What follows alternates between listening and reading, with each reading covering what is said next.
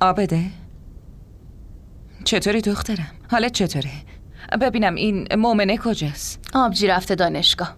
امتحاناتش شروع شده. آها که اینطور. خب اون مشغول امتحاناشه. اما تو که خونه ای مگه نه؟ شما این خونه رو به چه وضعی رسوندین؟ انگار که هیچ کس تو این خونه زندگی نمیکنه. دخترای شکفته چطور میتونن انقدر بی‌مسئولیت و بی‌احساس باشن؟ من از خود داداش ابرارم تعجب میکنم که همه کاراشو ول کرده و نشسته توی خونه.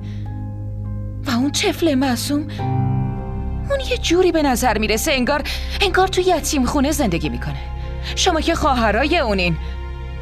خواهرم میتونه به جای مادر باشه. اون طفل معصوم که هیچی. حداقل به فکر بابات باش. اینجوری بی احساس بودن تو حالا ندیدم. حرف اول این که شما نیازی نیست تو مسائل خونه ما دخالت کنین. و دوم این که اگه اینقدر دلتون برای اون بچه معصوم میسوزه، پس اونو بگیرین و ببرین خونه خودتون. نیازی نیست اینجا بیاین و منو نصیحت کنین. آره، من بی احساسم.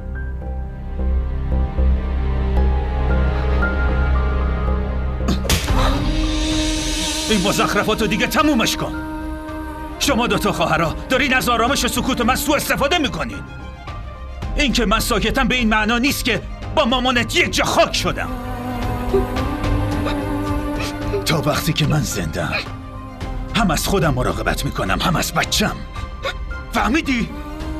به کمک کسی نیاز ندارم. نمیدونم چرا مردم برای دختردار شدن دعا میکنن. من که خجالت میکشم شما دوتا رو دخترم میدونم که چیزی به اسم انسانیت تو وجودتون نیست.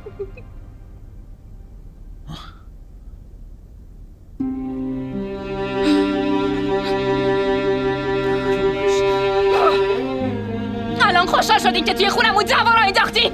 حالا برین و توی خونه خودتون جشن بگیرین.